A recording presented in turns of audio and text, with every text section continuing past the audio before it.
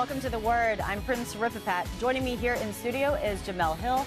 Also joining us from Los Angeles is Shelly Smith. Well, today's topic is about Hope Solo. Solo released a book called Solo, a Memoir of Hope. The book covers a wide range of issues, from Hope's childhood to her relationship with her teammates. It also talks about her controversial comments that got her sent home early from the 2007 World Cup. Now, according to an exclusive ebook epilogue, U.S. women's national team coach Pia Sundhage threatened to kick Solo off the national team and not let her play in the Olympics if she released the book prior to the games.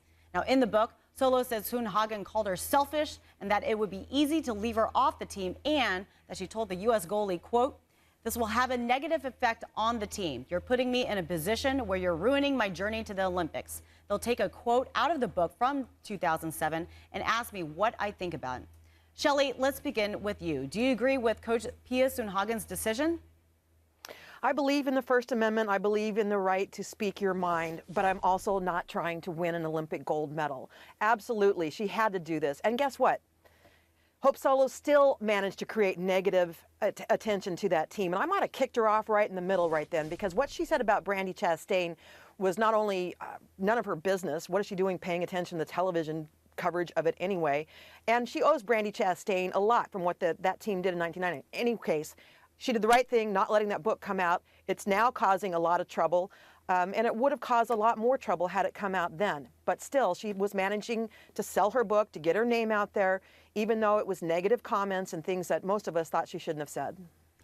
Yeah, I agree with Shelly. I definitely think the coach was justified in what she did, because she's got to look out for the benefit of the team. If a book comes out right during the Olympics, right when they're making this honorable trek to a gold medal, all it is going to do is cause an unnecessary distraction, perhaps even divide the team. And in some ways, I think she was looking out for Hope Solo's best interest.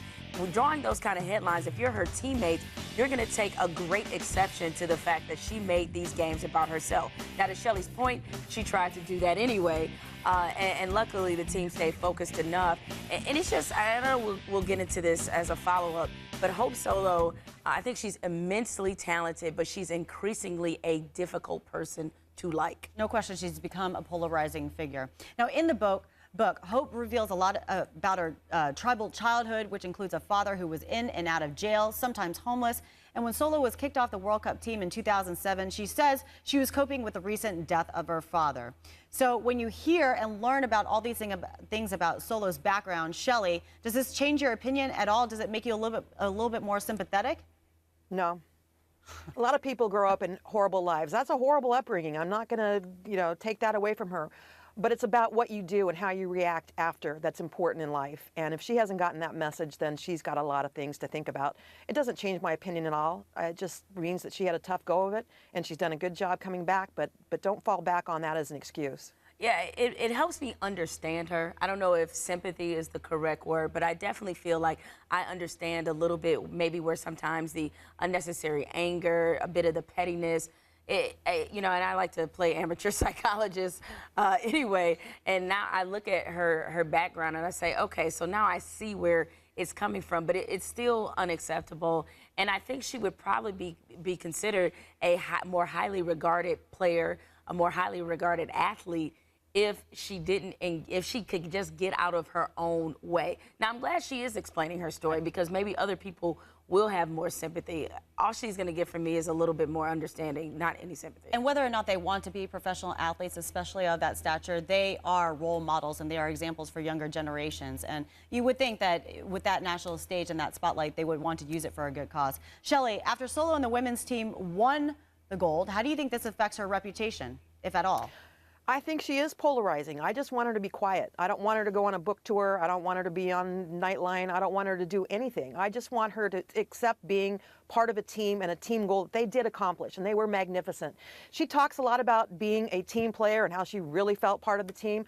I've never seen someone so individualized and so narcissistic as part of a team. Well, what about LeBron James? I mean, look at LeBron James. He had the decision. It's almost as if after he won the NBA championship, he won the gold. It kind of, It did change. I think the difference is people get the impression that LeBron have been immature at times, but he's generally a good guy. I think the jury is still out with her. People are still wondering what's her agenda, what are her motivations. And I know that, you know, we talked about the nature of positions.